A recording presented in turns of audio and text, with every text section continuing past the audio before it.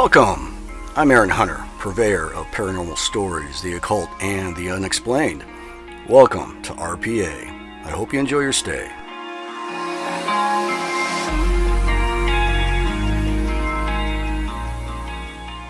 Hey guys, Aaron here, and Britt is currently away, and it is Monday, April 6th, 2020, episode 225. How's everyone out there around the world doing?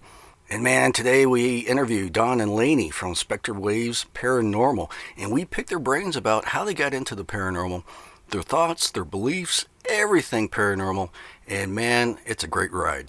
And so, without further ado, ladies and gentlemen, I present to you Don and Lainey from Spectrewaves Paranormal.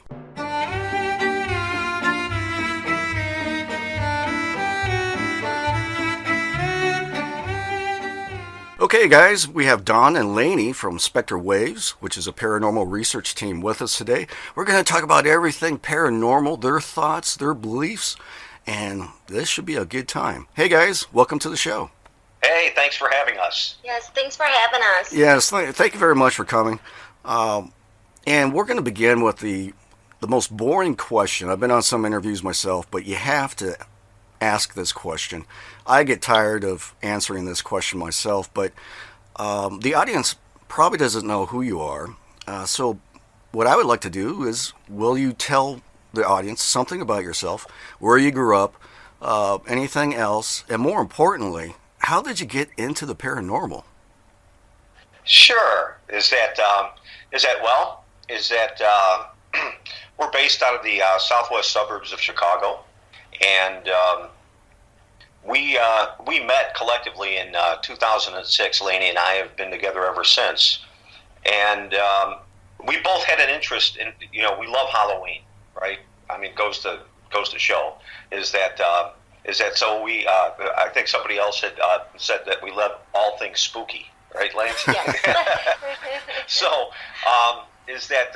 so we had an affinity for Halloween, and I've always been interested in the paranormal, and my interest goes all the way back to 1982. I know I'm dating myself, but they used to do Paracons, or they do Paracons now. Right. But back in the day, back in '82, they actually had a group of people who did these things called ghost expos. Okay. And so back in '82, I attended one of the ghost expos. I actually, some friends of mine from high school, we put together this hand-drawn map called the Map of Souls. And basically it was local legends around the Chicagoland area. God, and so we sold them for Halloween for '82. So just like in Paracons now, they had guest speakers there. And we rented a table and, sold our maps. And ironically, I've come to find out as all these things have gone full fold, and we've met up with some people that were actually at that Ghost Expo.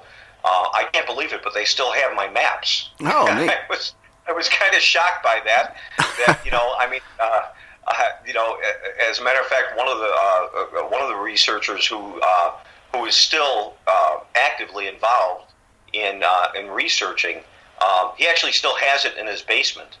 Nice. Hanging up in his basement. So I was kind of proud about that. But how large were they? And then, they were probably, I think, 28 by 35. Oh. So they were a big poster. Yeah. Is that we did it on parchment paper, and it was, it was nice. I mean, nice thick parchment paper that didn't degrade over the course of time. Sounds like so, it. Yeah. So, I mean, back in the day, right, you wouldn't print it on a digital printer. Sure. I mean, we actually went to a printer and had it done, So, but, after I had met Lainey, we had both met up, and we always shared, ghost stories, especially around Halloween and stuff. And Lainey had some ghost events in her life when she was younger. Mm-hmm. Right? Yes, I did. I had a lot that has happened. And when I met Don, he had a very common interest with the paranormal. And we actually started to get some equipment together and try to paranormal investigate. Yeah, and what it was that it was around like 2013. And we used to watch from time to time just as, just as something to do, right? We would watch Ghost Hunters or Ghost Adventures or whatever paranormal show happened to be on. And one of the things that I was interested in was that, I had seen them use their equipment. And then I came across a blog site that one of the producers that was involved with Ghost Hunters had said, most of the stuff that you see on TV is fake. Mm-hmm. And I said, fake? Really? And I said, so we talked about it, Laney and I did. And I was like, hey, why don't we just go get some equipment? I really want to see for my own benefit if this really is faked or not, So we just got some minimal equipment. We went and bought like an SB11 Spirit Box. For anybody who doesn't know what that is, that's a radio that basically sweeps the entire FM and AM band. And with an SB11, you have two radios in one. So we had gotten that. We had gotten the standard infrared camera.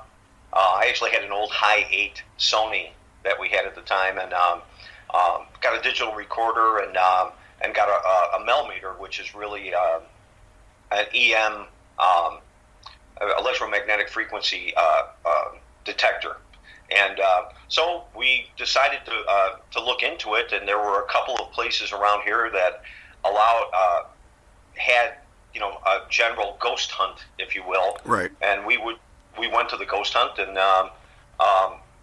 and actually caught our first EVP on the Spirit Box, and it was an intelligent EVP. And I can't tell you how excited we both were. Interesting. We were super excited, right? And so, and that kind of led into it was, we really started to take it seriously. We started to add more equipment to our arsenal, and really started to figure out how we were going to investigate at historical locations. And just recently, we started to do some private residence requests. So, and of course, like all good paranormal investigators, we don't charge. Right. Is that so? And I think that's important. We don't try to make money off of this. Right. Is that so tragedy struck, though. As we just started doing our investigations, Laney ended up getting sick. Oh. And she ended up getting leukemia. Oh no. And she had a rare form of leukemia. Go ahead. It was a AML APL M3. It's a very rare form. I was actually told I was not going to make it. I was actually planning my last wishes, my last rites, planning my funeral pretty much. They couldn't stop the bleeding. As fast as I was getting blood transfusions and plasma, it was just pouring out. My body was rejecting it, so my body was shutting down. Yeah. Finally, they tried some treatment with arsenic.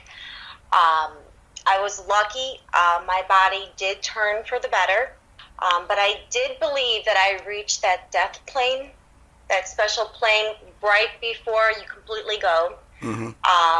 After being in ICU for about, 3-4 months, right. I did outpatient chemotherapy. But the reason why we talk about that is because it actually has made me more sensitive to be able to connect with the paranormal.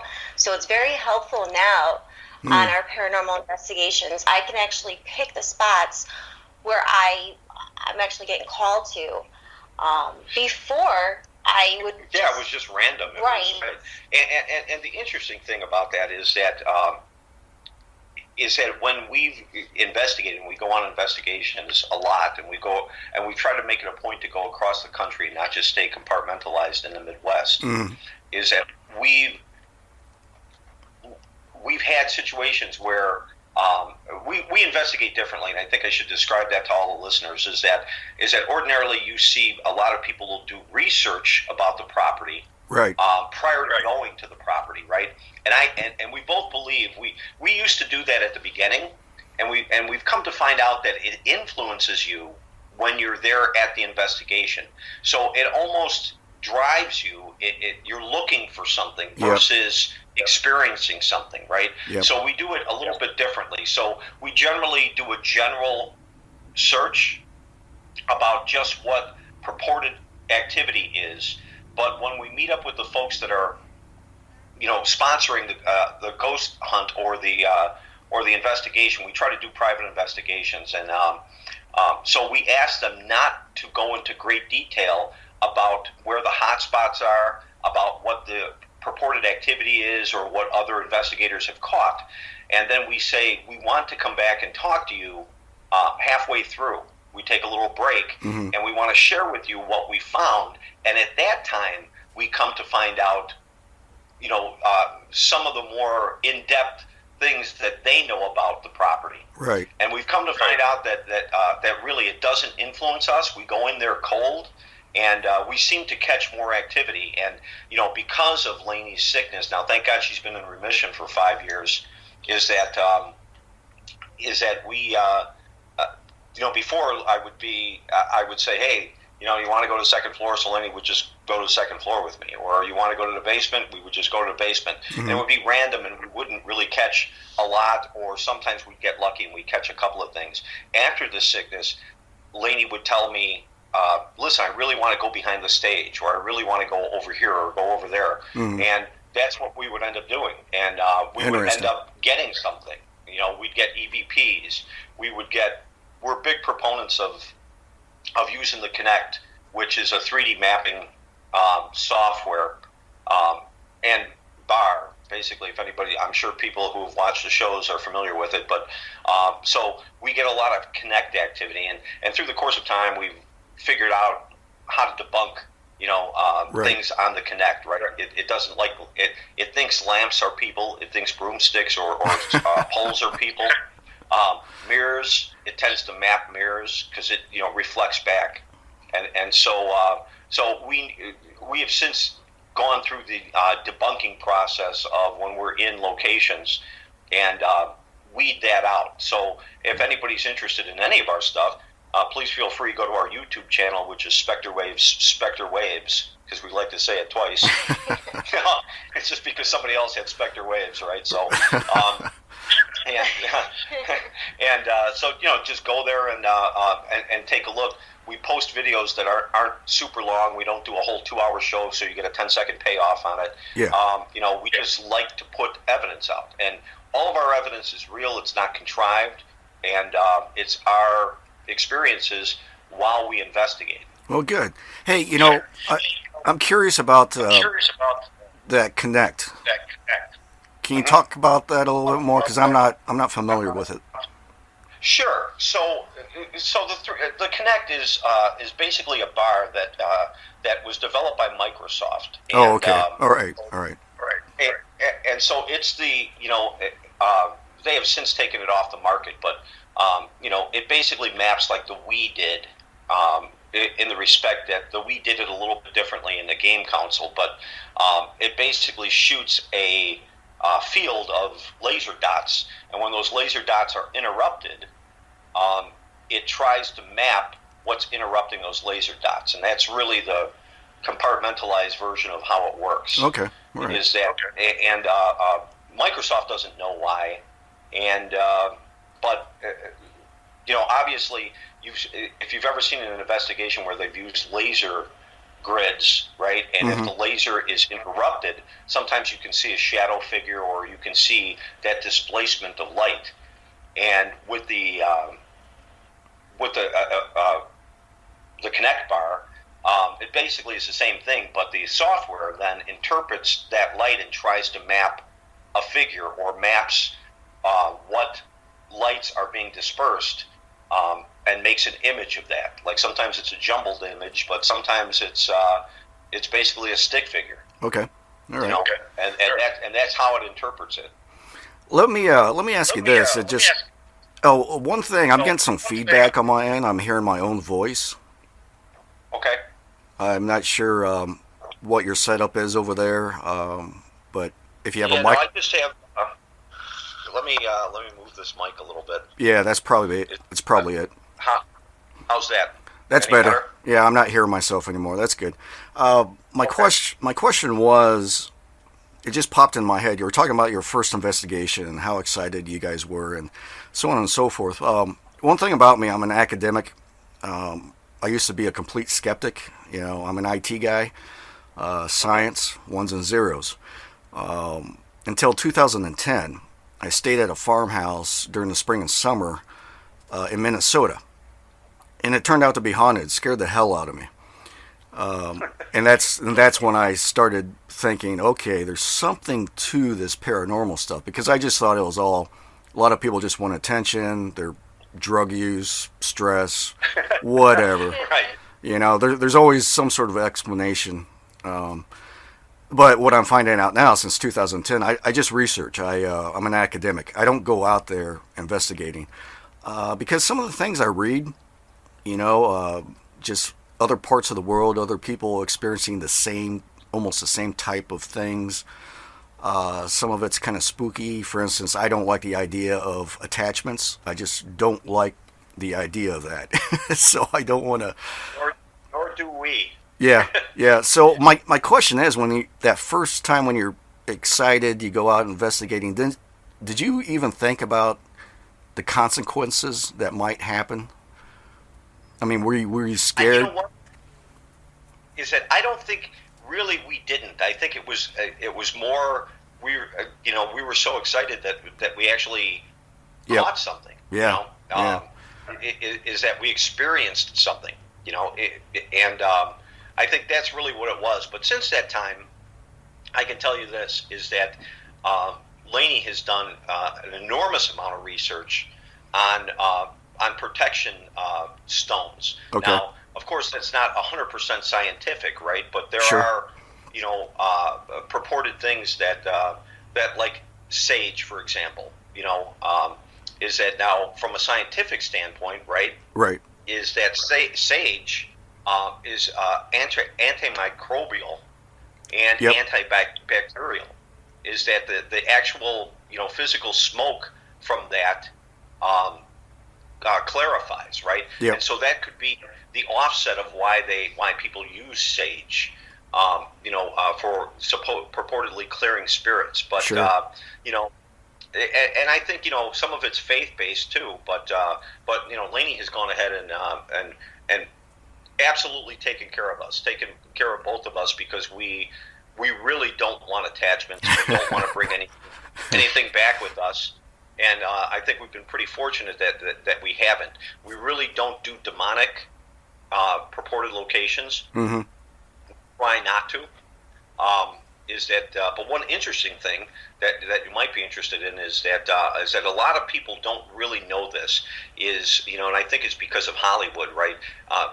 People call things, things that move in a house or that fall down, or kitchen cabinets that open, and people have a tendency to say, well, that's demonic, or Yeah. that basically because it's a poltergeist, right? But a poltergeist, the whole image of a poltergeist is not a mischievous ghost. Right. The real basis for a poltergeist is someone who usually a poltergeist situation is manifested by somebody who is in the house. Yep. That actually is there. You take that person out of the house, the poltergeist purported activity stops. Yep. It's not a mischievous ghost. It's usually, we don't really understand why it comes out of people and how they can manipulate that. How can they manipulate the environment to be able to do that? But, and it tends to be at heightened states of their emotional being, right? So, Yep. and I wanted to put that out there for people. So, but yeah, we're always wary of the fact of getting attachments, and we try to do our best to protect ourselves. Sure. What kind of stones do you end up using, Lance? We actually, what don't we use? Yeah, right. Every full moon, I am outside charging crystals, and it's recommended that you do that. You actually would go ahead and put your crystals on a mirror.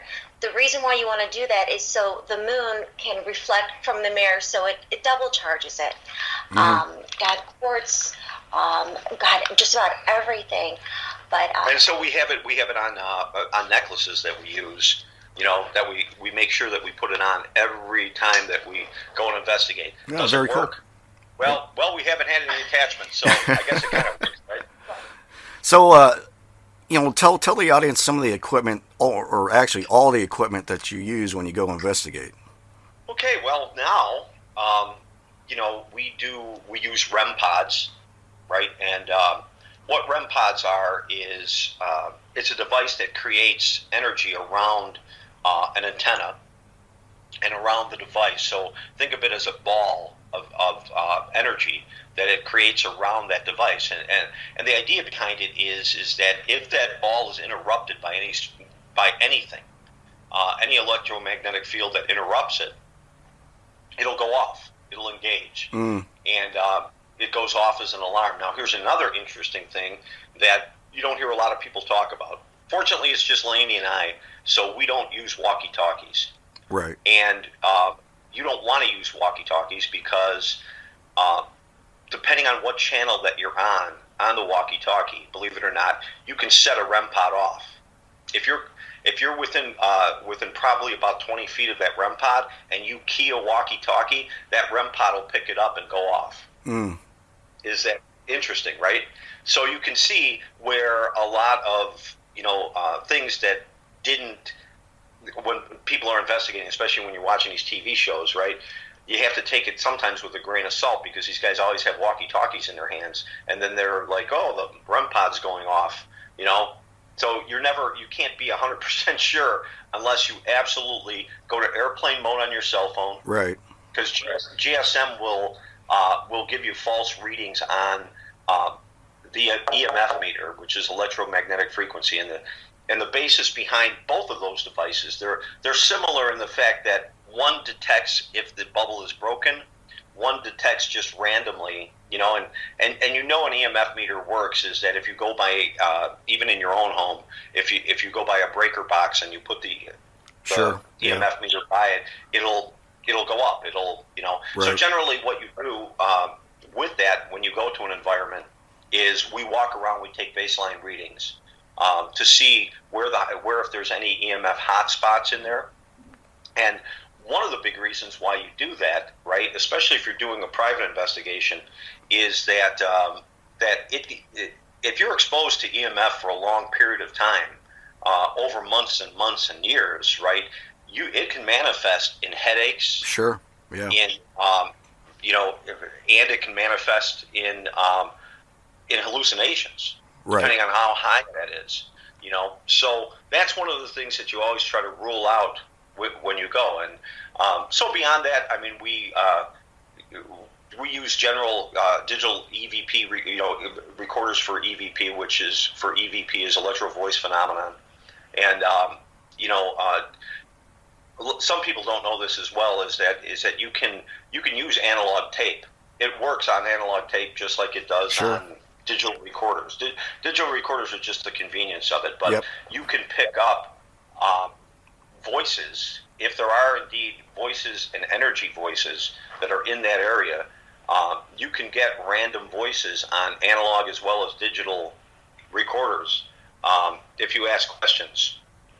Sometimes you'll hear things in the background. Sometimes they're not that clear. Sometimes they are very clear.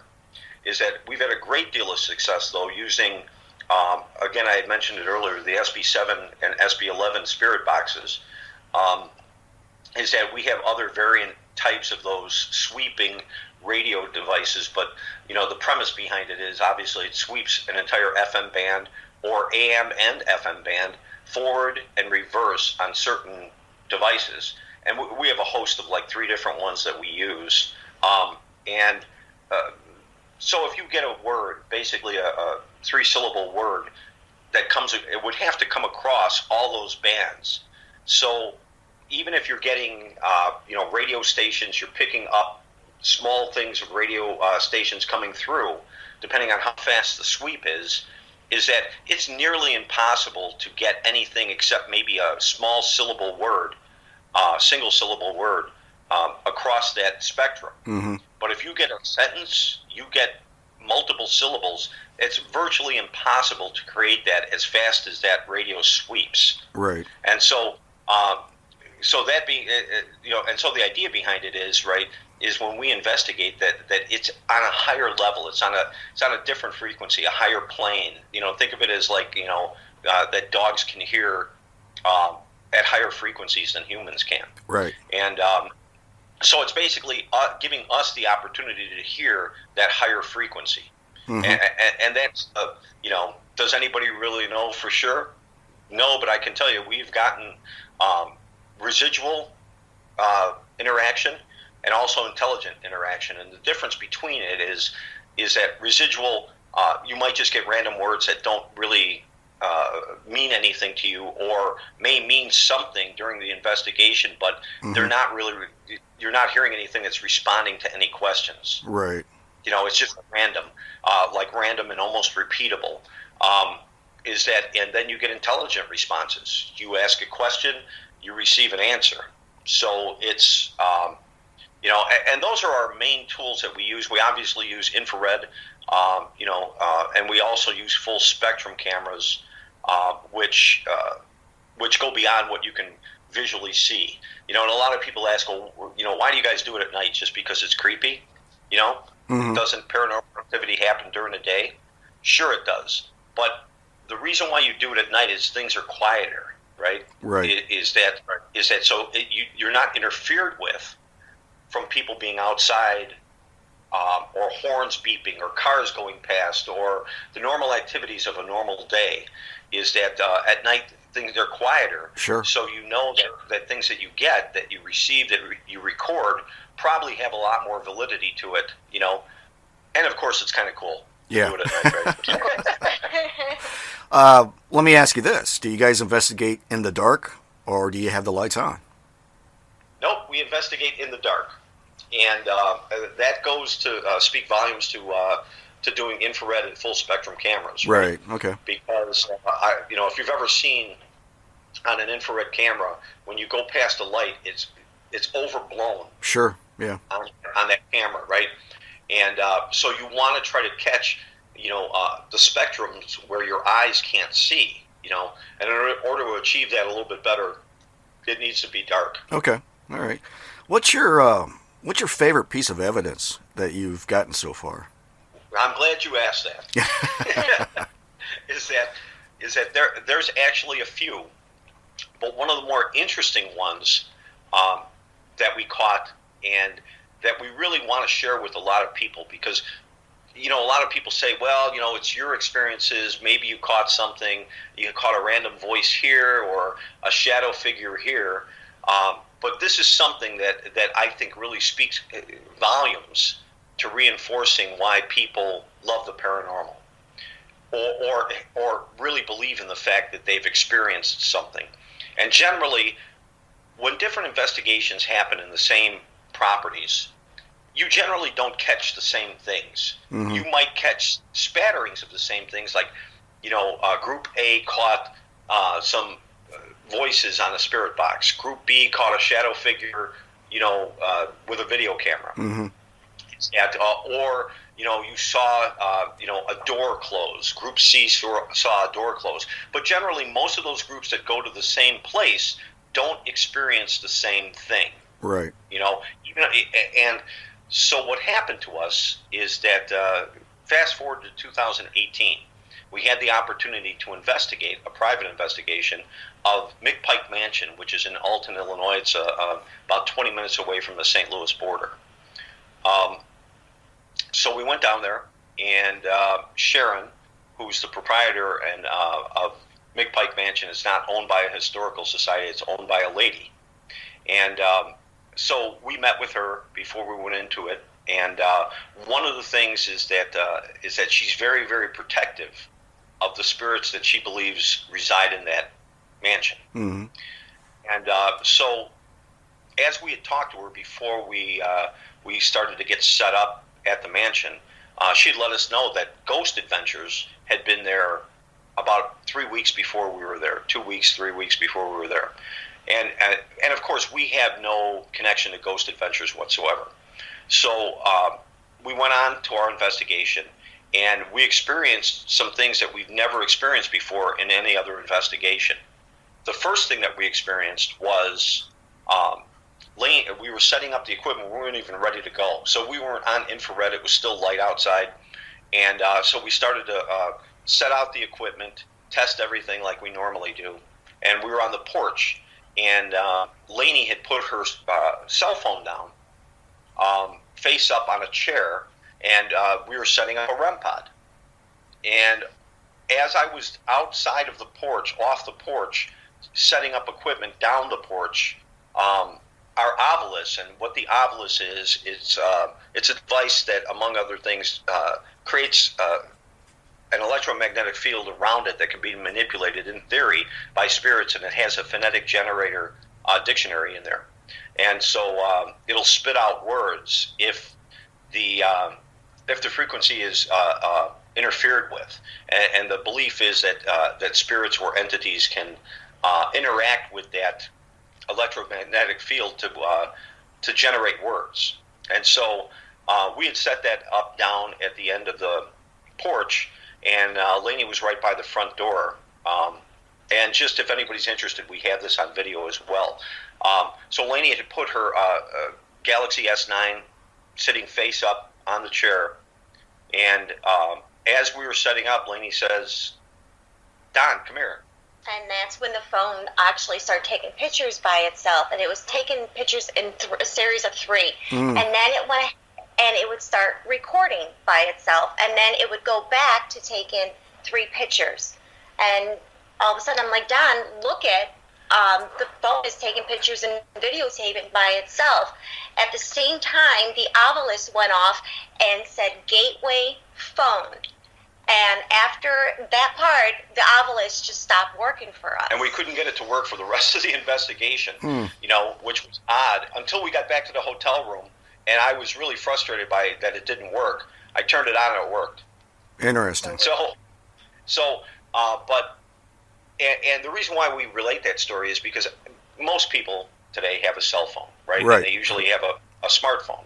And so anybody who's ever used a smartphone knows that unless you put the camera on a timer, and that's generally, you still have to engage that timer. You still have to press a button. Yep. For it to take the picture. And certainly if anybody's tried to videotape with their device, is that you have to engage it to go to video. Sure. Then hit the button. This did it all by itself. Yeah, that's odd. So apparently whatever spirit, they wanted, and we weren't even started with this investigation yet. So here's the most interesting part of this investigation, though. About 3/4 of the way through, we were doing a spirit box session in the foyer. So we had the doors closed. The foyer is at the end of the stairs. There's a staircase that leads up, and there's a couple of rooms on either side of you. So as we're doing the spirit box session, these doors that were closed behind us are a double door that's glass-leaded from like the 1800s, right? And the glass is opaque. So you couldn't really see a figure. Probably the only thing that you can see through these glass-leaded doors is light.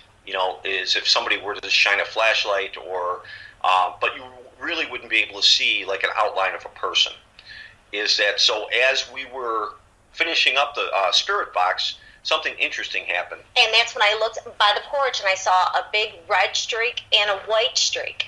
And I go to Don, I go, oh my God, did you see that? I think somebody's on the porch. Now, on the porch, we had a lot of our equipment out there.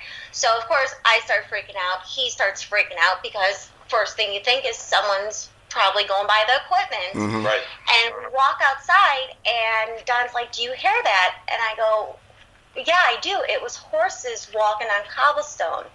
Now, he looked around. No one was out there at all, which was also really creepy. But we both, with our own ears, heard horses walking on cobblestone, and we have that on video. Right, and so we had a static cam, and what I'll explain quickly is a static cam is just a camera that we set up to record the session in an area where we're not manipulating the camera or moving it around or carrying it with us. It's just sitting on a tripod recording the events. And so when she had seen this, we ran out to the porch and ran out to the front to see if we could find anybody. Now, one thing I'll describe about is that McPike Mansion sits in a normal neighborhood. There are no farms there.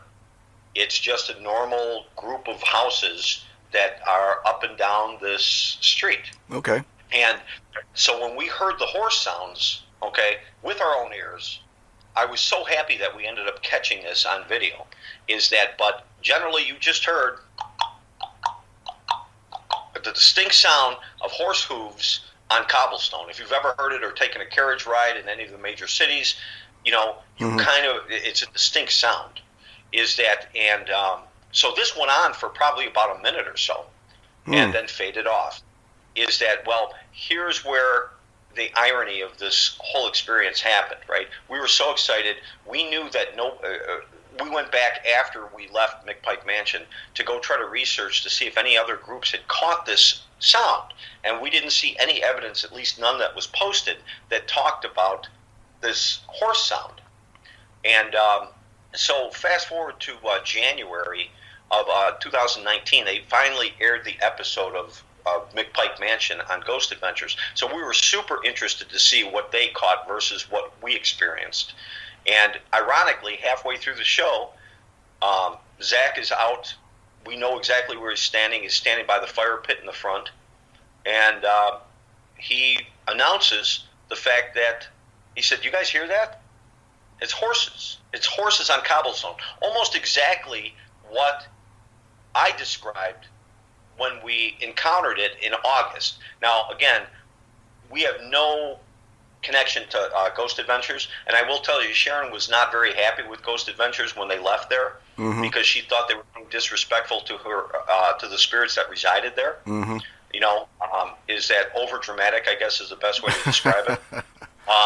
Is that, and so she was adamant about the fact that they would never come back there again, that she would never allow them to come back to her property again. And so I can guarantee you this, that of course we posted that evidence in August, is that after we returned from the investigation. And I sincerely doubt in my mind that they would have taken the time to go look at there's a multitude of paranormal investigators out there, and that they would have taken the time to go look at what our evidence was and then try to reshoot something that, because you can't hear the horse sounds on their edit. Now, whether they existed or not, or they did catch it, they never put it in the edit. But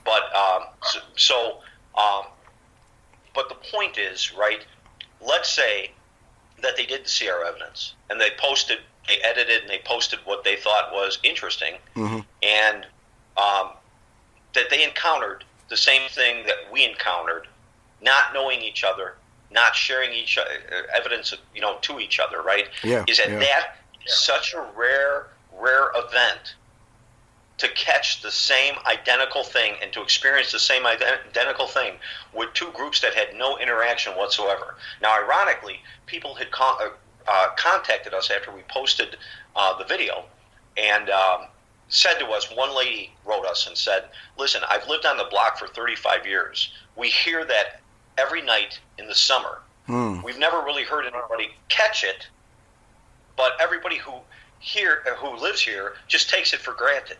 Right. We hear it, we make jokes about it, we say, oh, there's the horses. The horses are coming." Sounds like it's residual. Said, yep, exactly. It is residual.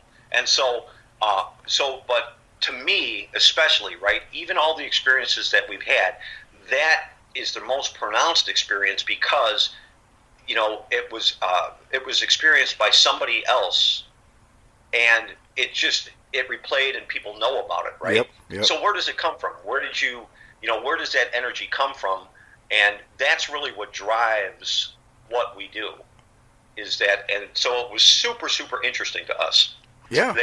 That we caught something that, that other people had experienced and, and is unexplained, remains unexplained to this day, outside of the fact that obviously the mansion was built in the late 1800s. So, of course they would have horses and carriages. Yeah, it's always a good thing when other people experience the same thing that you've experienced. So, it's I always like stories like that from people that send in their stories. That's what I do on the show most of the time, is read other people's experiences. And I always like the stories where multiple family members within the home that's being haunted experience the same things. That's always a good thing.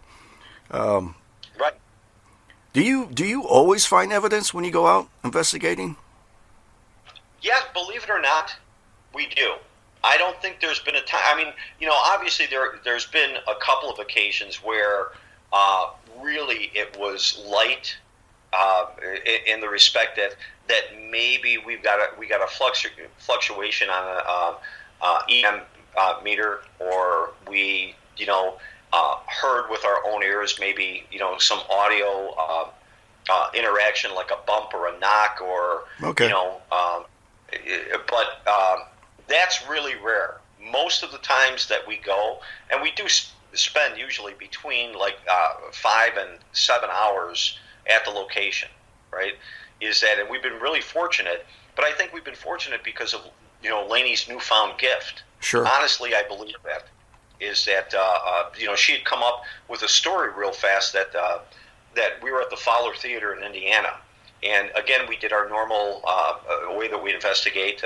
Dwight was the gentleman who runs the theater, and we told him basically don't tell us anything, and we'll touch base with you halfway through. Mm-hmm.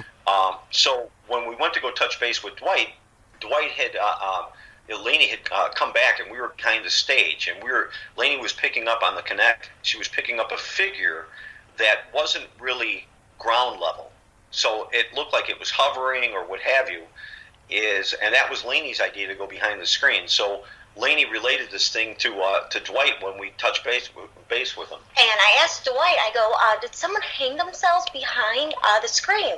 And he looked at me. He was just so shocked. He said, yeah, actually someone did. But there's no knowledge of that whatsoever. We have kept that quiet. Knowing that, he's like, how did you know that? It's like, I just got this feeling, just something was calling me to ask you that. Which was creepy because it's almost reconfirming I'm getting closer and closer to tapping into that plane. Yeah. Again, but That's he pretty was, cool. He was shocked. Yeah, he was. And that really hit it home for me. That is that that's why I think that we're somewhat successful in when we do go to a location, that we do garnish some evidence. Okay. Some stronger evidence, some a little bit weaker evidence, Sure. I would say. But I don't think we've ever been shut out per se, where we've left and been like, wow, that really was horrible. Okay. Here's a question for you, and I can't believe I failed to ask this question from the very beginning when we started the show. I just totally forgot about it, so I've been recently asking this question. And what it is how did you feel the first time you experienced the paranormal, whether it was an apparition or just bangs in the night? As I told you, at that farmhouse, it scared the hell out of me. I never saw anything, never heard voices or footsteps. It was a noisy house, a lot of slamming doors. At one point in time, kitchen cabinets were open randomly. And that was about it. But when I came, it took me about 3 months. All this stuff was going on. And it was always happening near the end of the month, like clockwork. It was odd. And, Okay. So throughout the month, the weather's great, spring. I mean, beautiful farmhouse. It wasn't all run down. It had cherry wood paneling all over the place. I thought it was mahogany at first, but it was just this deep, rich brown woodwork. And it was built by the Russian immigrants, and the family still owns it. The brothers are still alive. They're in their 60s now, and they rent out this farmhouse. It was their childhood home. Well, I could go on and on and on about it, but when I finally figured out that, you got to be kidding me, because I was doing all these experiments, wondering why, for instance, the downstairs door to the outside kept on slamming open and slamming against the wall. It wake me up in the middle of the night, and I know I bolt locked that thing. It's just things like that, and it spooked me so bad that I left the house. I left for a little bit over a week to go talk to my dad. He's big in the Catholic Church. I just wanted to hear what he had to say, and I wasn't about to stay there because I was thinking, either I'm going crazy, but I'm not about to stay here because I don't know what's going on. I just don't like the idea of, something manipulating the physical world and I can't see it. I just don't like it. So that's how I felt. How'd you feel when you first? Is that and here's the true nature, I think, of being paranormal investigators, right? We run towards things like that, Sure. versus versus leaving things like that. and and so when we caught a disembodied voice the first time, we were way up in the top part of this building, and it was reported that the police officer. There was a police officer that was shot. This building was used during the Depression, for all things illegal. And this police officer was shot in the front of the building. Mm-hmm. And that was the only thing that we knew. We didn't know what the police officer's name was. We only knew that there was a police officer that was shot, and that people had reported seeing this guy from time to time in this building. So when we caught the disembodied voice, and it was an intelligent response, we'd ask, "What's your name?" And the response came back, "Thomas." And so we were super excited about it, and reviewed with the folks that were sponsoring this event, and they had come to let us know that the man's name was Thomas. Mm. So that gave us some validity, and we were really, really excited. But I will say this, is that we've gone a few times to the Crown Point Jail in Indiana, and when we were in Indiana, the first time that we went to Crown Point was the first time that we had physical interaction from an entity. Laney's hair got pulled. Wow. And we were in the second floor in the rec center. This is an old jail. And so on the top floor, when we went back the second time to investigate, on the top floor is what they had as a juvenile hall. There's still a bunch of bunk beds that are up there. And so we were up there, and we were wrapping up the investigation, actually. And so we still had the spirit box going, and we weren't really catching much that was up there. So I decided to take some pictures in the environment and of Laney, just for so that we had pictures, reference pictures. Mm-hmm. And as I was taking the pictures, I kept getting white streaks that were going across the camera lens. And so I would take them as fast as I possibly could. And fortunately, I was able to catch a couple of the streaks that came past that I could visually see on the camera. And so right after that happened, now this was the biggest event that we've had from a physical encounter. And I will say that it spooked us a little bit. And so how this encounter went was we were on the third floor. There are metal stairs that come up to the third floor. So we heard, right after these white streaks appeared on the camera lens, or in the camera, we heard footsteps of somebody running up the stairs. Mm. I will tell you that the lady that runs Crown Point was downstairs on the first floor, and needless to say, I would say that she was not in any kind of massive shape to be running up the stairs. Is that so? And so we hear this running up the stairs. We turn, we look, right? We hear a growl, Mm. and then the spirit box goes off and says, "What?" And then we hear a giant bang on the wall opposite of where the entrance is to this third floor area. Is that it all happened in about a minute. And if anybody wants to check that out, we actually have the video of it, and we call it high activity at Crown Point. And it was the most activity that we encountered, successive activity, ever in any of our investigations. And I will say this, is that we were a little bit, we were definitely a little bit taken back by it, but because we like this and we're so intrigued by this, that guess what we did? We stayed there and kept taking pictures. Well, everything happened. The whole growl thing is kind of worrisome, but that one thing about your story that I like, and it's also interesting personally to me, is that bang. I rarely read stories that other people have experienced a bang and then something happens after this bang. One thing about that confused me at the farmhouse, in the middle of the night, my girlfriend's there with me.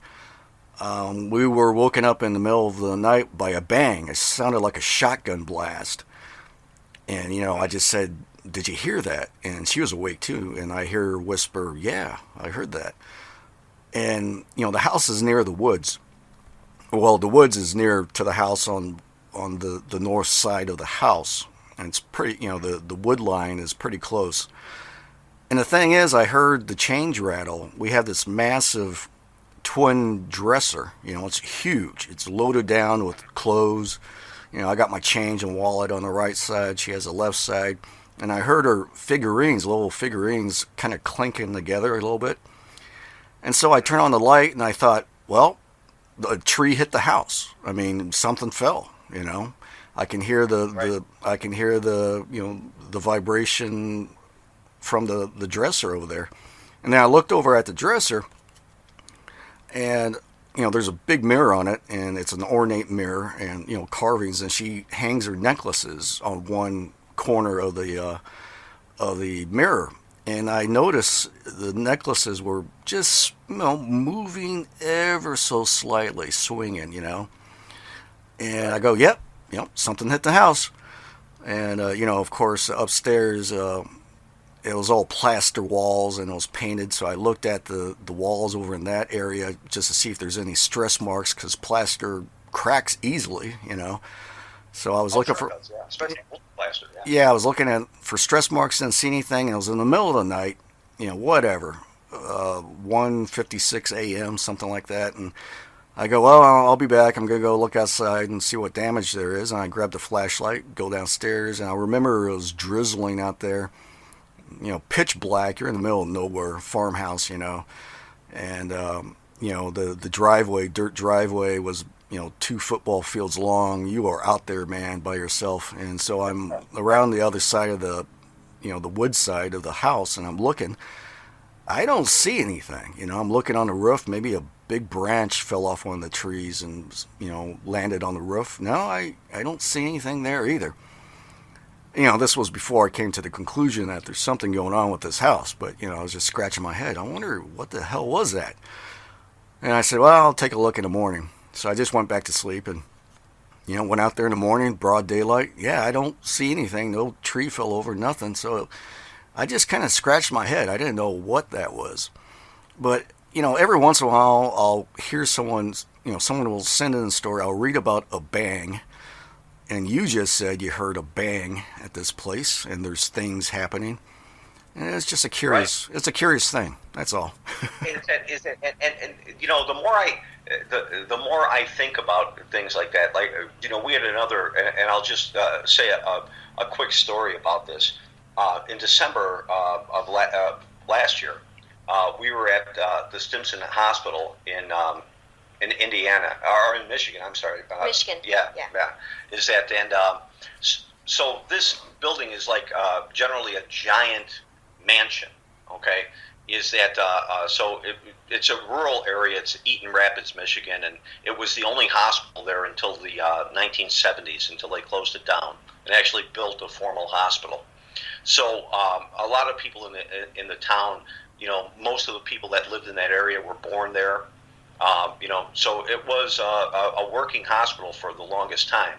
Now, this place was built in the 1800s, and it was constructed of thick concrete and brick. There is virtually no frame to this building. Mm-hmm. And so we were on the first floor, and we were conducting, among other things, a spirit box session like we normally do. But we were getting interaction on some of our devices. Some of our devices were lighting up when we were down there. So we kind of stopped. One of the things is that as we were conducting the spirit box session, what did the spirit box say, Lance? It said Simpson, which was Dr. Simpson's name. Which was his office. And so that was that was part of the interesting thing. And then it actually said on the spirit box, it said the dead.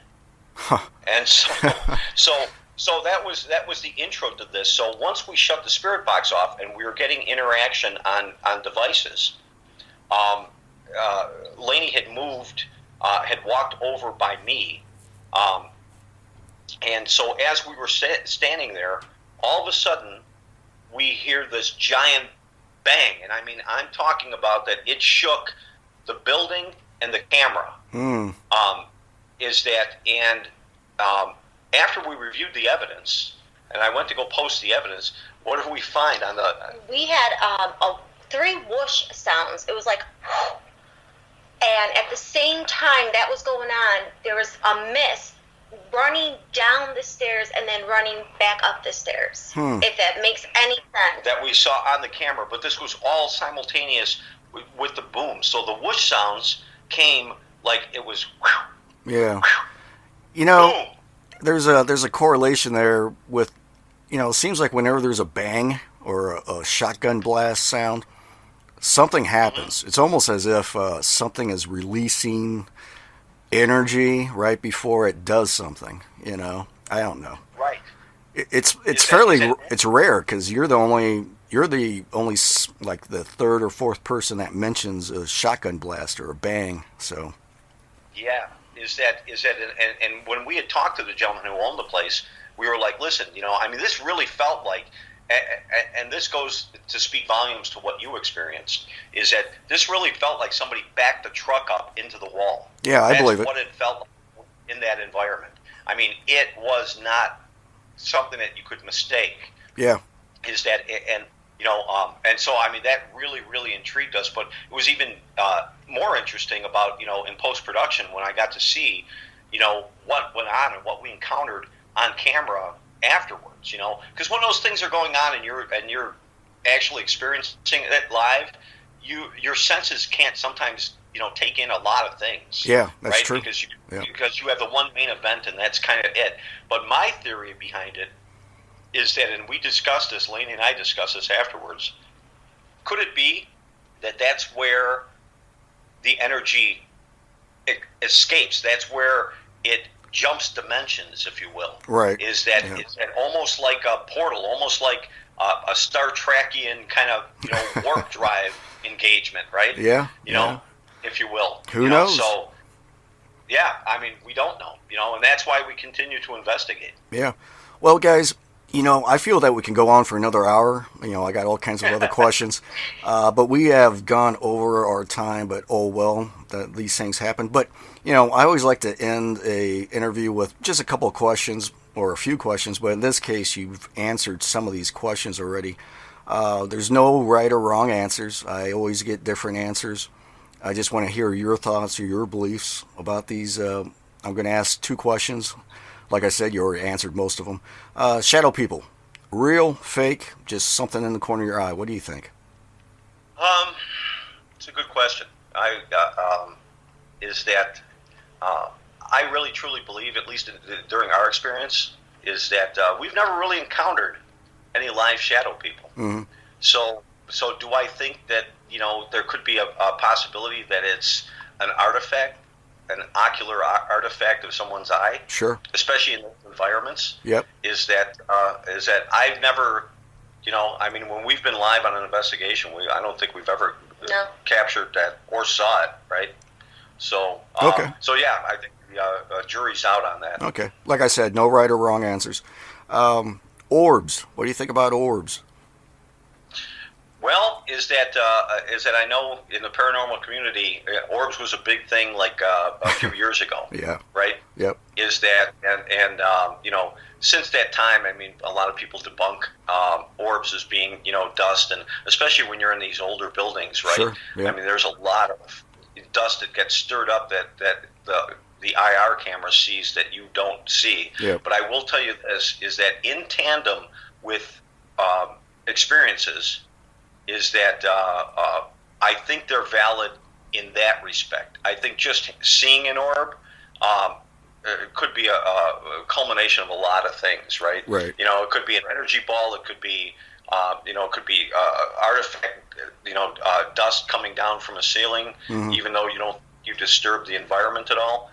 But so the times that we do get orbs, or that we validate the orbs, right, is when it's in tandem with some other evidence that has occurred right at that time. Sure. Okay.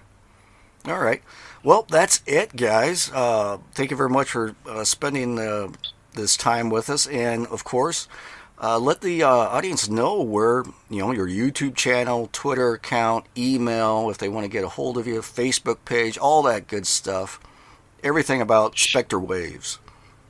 Sure. So you can check out our YouTube channel. It's again Spectrewaves. Spectrewaves is that we're on Twitter, Spectrewaves LLP.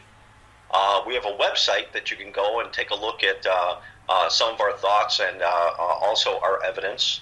Our website is, Lainey? That's spectrewaves.weebly.com. And our email address is spectrewaves@gmail.com. Okay, is that it? All right. Well, guys, that's hey, it. Yeah, hey, thank you very much for coming on the show. I had a blast, and like I said, I feel that we can just keep on chatting away. Unfortunately, we are under some time constraints. So if you would, please stay on the line. Sure. Okay. And thank you so much. Thank you. Huh? What'd you guys think? Yeah, man, I had a blast. Donna Laney, if you're listening, you can come back anytime. Like I said, I feel that we could go for another hour just talking about paranormal. Good stuff, man. And also, remember...